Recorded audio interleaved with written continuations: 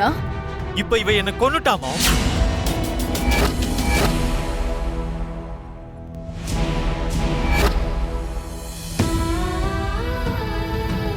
அதை நீங்க யாரும் பார்க்க மாட்டேன்றீங்கல்ல?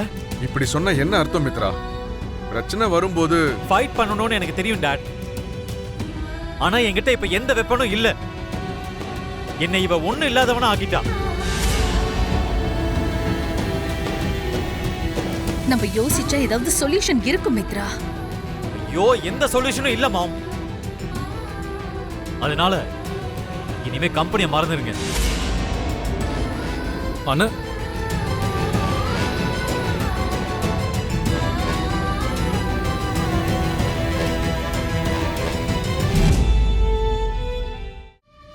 உன் பிளான் பிரமாதம் மனிஷா.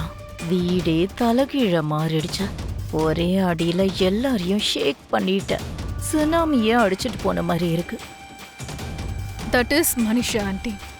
நாளைக்கு மித்ராவை சேர்மன் சேர்ல இருந்து இறக்கி விட்டு கொஞ்ச நாளைக்கு அப்புறம் நானே மித்ராவை அதே சேர்ல உட்கார வைப்பேன். லக்ஷ்மியாலேயே செய்ய முடியாத காரியத்தை நான் செஞ்சேன்னு சொல்லி மித்ரா கையால தாலியை கட்டிக்க போறேன்.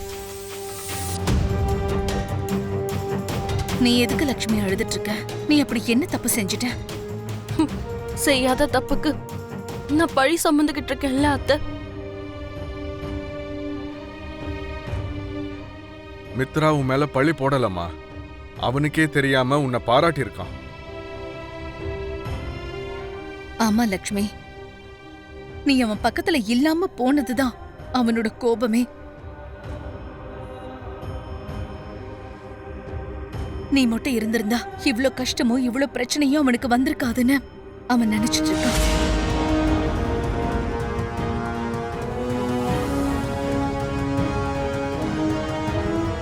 அன்னைக்கு நீ அவன்கிட்ட சொல்லாம போயிட்டேன்னு தான் அவன் கோவப்பட்டானே தவிர இப்போ கம்பெனி நம்ம கையை விட்டு போச்சுன்னு அவன் கோவப்படல. கரெக்டா சொன்னீங்க பெரியப்பா. அண்ணனோட கோவம் எனக்கு புரியுது. உண்மைதான்க்கா. அன்னைக்கு அந்த டைம்ல நீங்க அவர் கூட இல்லையேனுதான் மாமா வருத்தப்படுறாரு.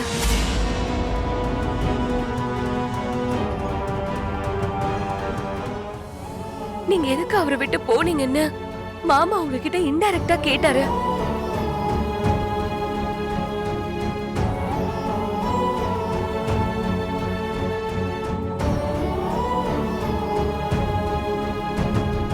அவனோட கோபத்துல இருக்கிற நியாயத்தை நீ புரிஞ்சுக்கணும் லக்ஷ்மி. அவன் நம்பிக்கையை நீ காப்பாத்தணும். இப்போ கையை விட்டு போற நம்ம கம்பெனிய நீதான் காப்பாத்தணுமா? அது உன்னால மட்டும்தான் முடியும்.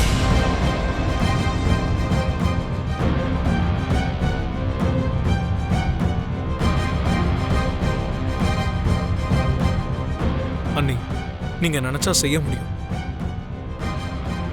கண்டத்துல இருந்து அண்ணனை நிறைய தடவை காப்பாத்திருக்கீங்க. இந்த கண்டத்துல இருந்தும் நீங்க தான் அண்ணனை காப்பாத்தணும்.